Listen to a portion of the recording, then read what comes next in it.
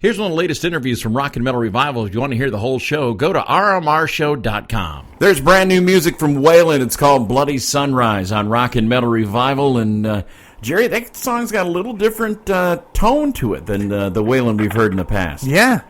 And I like it. Kind of cool, man. I'm liking it a lot. And on the phone with us is friend of Rock and Metal Revival and a great guitar player. I'm talking about Mr. Phil-Vilenski of Waylon. How you doing, Phil? Hey, guys, what's going on?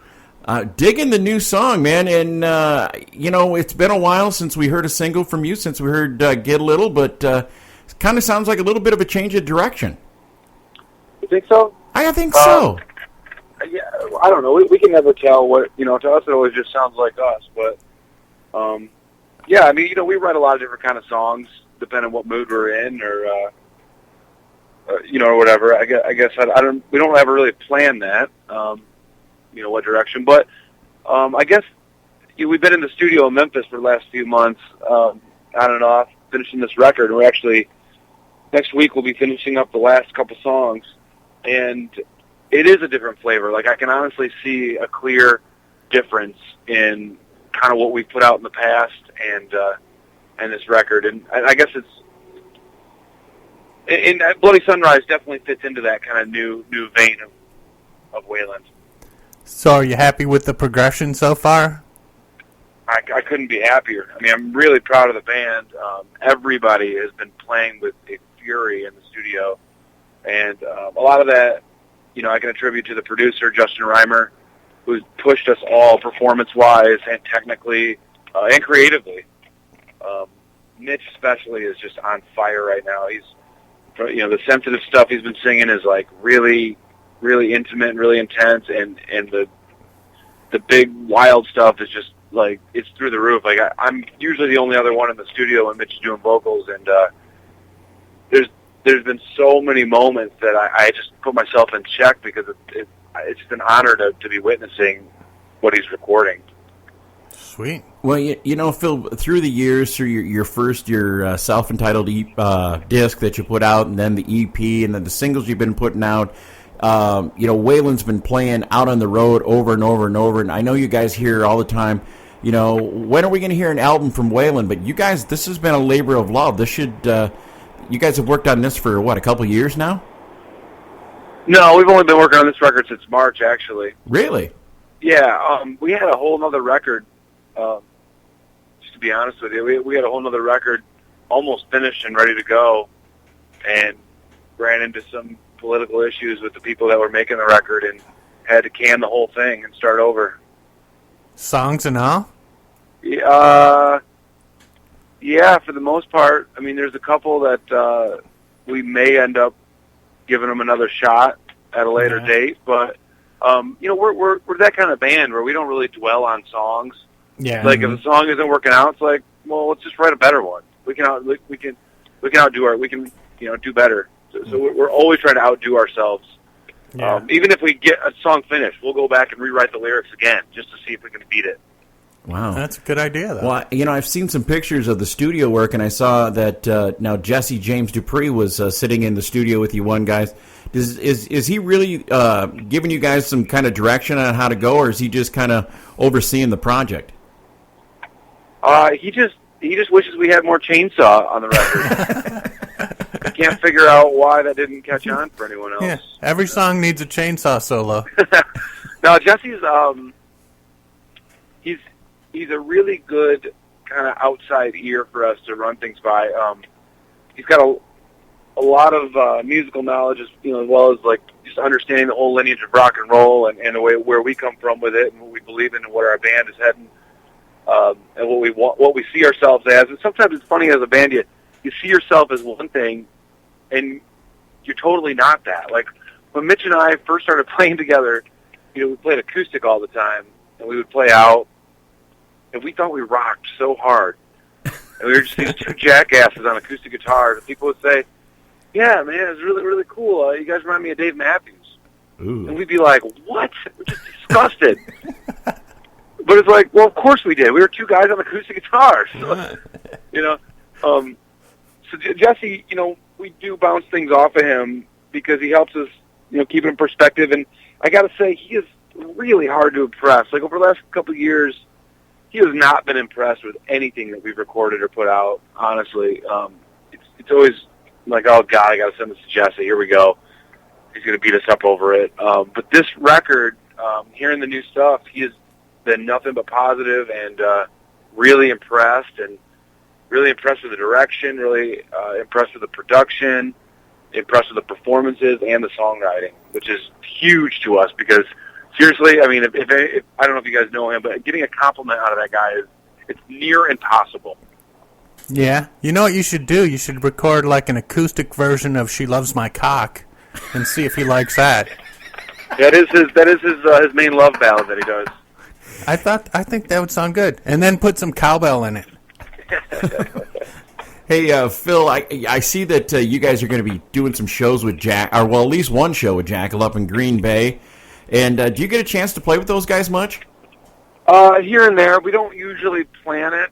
It's like kind of like, oh, if I notice that they're playing in, West Virginia, and we happen to be routing through that area, I can give them a call, and we'll get on the show.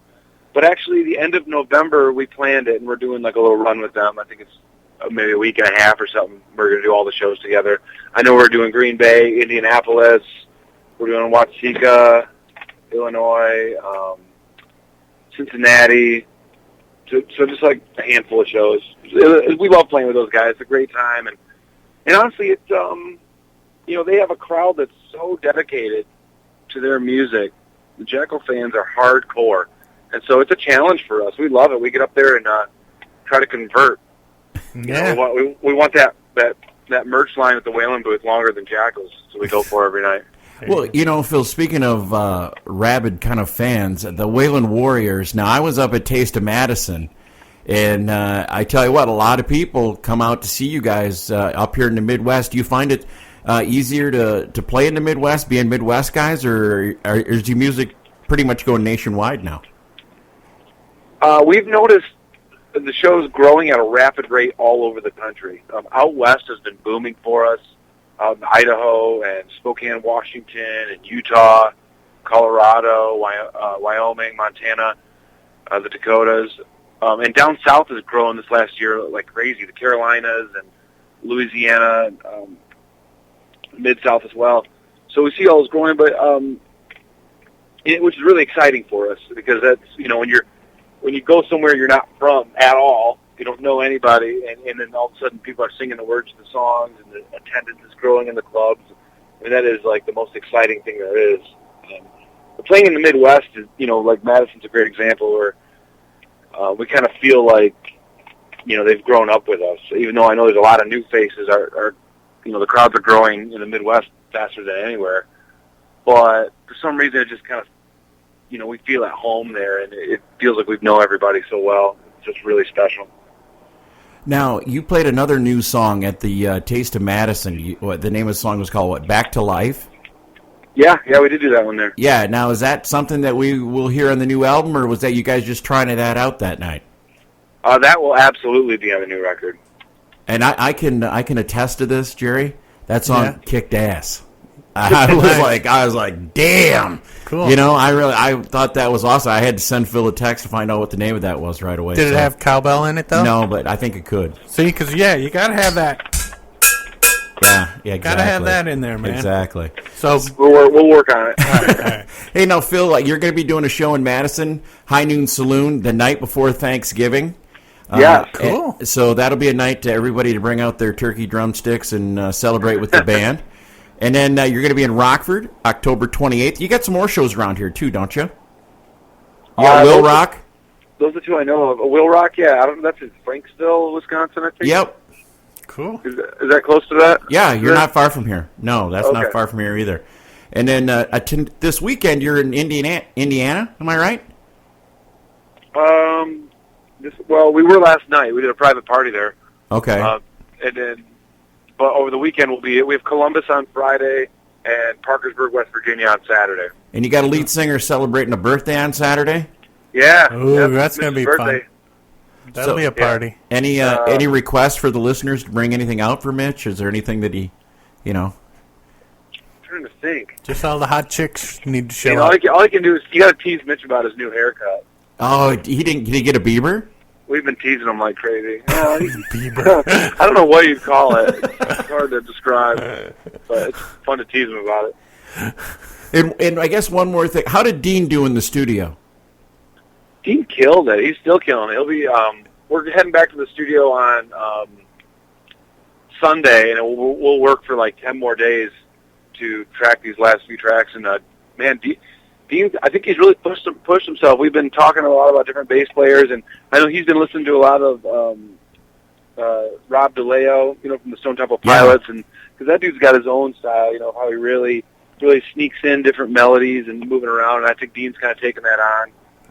I can hear it coming out in his playing, and it's been a fun process. Like we've, Mitch and I, write the songs, and Justin Reimer, the producer, has gotten really involved with the songwriting. So like last week, those guys weren't around, Dean and Tyler, and Mitch and Justin and I went in and wrote 3 songs in 3 days, which we did not even know if that was going to be possible. We had no ideas going in or anything. And so it was so much fun to kind of reunite with the guys that came back, and we played them the songs, and to have that approval and that, pat on the back from your brothers in the band is like, that's what we live for. Every night on stage we're always trying to impress each other more than anybody. We're always trying to, play different notes or sneak something in or a new intro or whatever. Like, we're just always trying to impress each other. Well, so that's kind of what the record, this whole process has been about, is just hearing each other kick ass. I mean, Tyler's playing on these new songs is more explosive than I've ever heard him play. Well, that's awesome. I'll tell you what, and I've said this numerous times, you guys are one of the best live bands, one of the most fun to go out and see. And if you're out in the area, check out Wayland.com, and don't miss a show if Wayland comes to your town. And, Phil, we appreciate your time. You got any kind of a date you're shooting at for a release on this album? No, we stopped doing that a long time ago. I mean, you got to remember, we've never actually, put out a record. We've had, those other discs come out where it's like, hey, everybody, it's available at our merch table now. But I think we're gonna plan this a lot better and do something a little bit different with the release. So we're kind of learning as we go. So we want to plan it out the right way and not do it last minute. So we're just worrying about getting the record done, getting it all recorded, getting a sequence, song order, getting the artwork, all those little things, and then we can talk about exactly how and when we're going to release it. Very cool. Well, we look forward to it, Phil. We appreciate you taking time out to talk to us. Our listeners are loving Bloody Sunrise, and I tell you what, another tune that they really dig is Welcome to My Head, and we thought about playing that one coming out. Oh, cool. That's become such a signature song for us. We didn't really realize it was going to happen like that when we were writing it or recording it, but we can't really play a show without playing it, and it is cool. It's fun. We've it's grown so much on the road from playing it live, and Mitch and I were just jamming on it the other day, actually, where he's going to play guitar on it and stuff. It's kind of one of those songs that's always changing. We do about 10 different versions of it, and it's really fun. All right, well, Phil, you guys travel safe, and we'll see you when you get back up here to the Wisconsin area. All right, talk to you guys soon. Thanks, Phil. To catch the whole show of Rock and Metal Revival, all you have to do is check it out on these affiliates.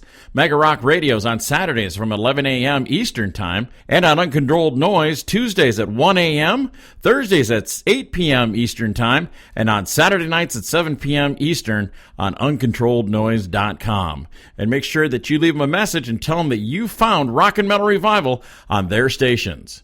Enjoy this edition of Rock and Metal Revival.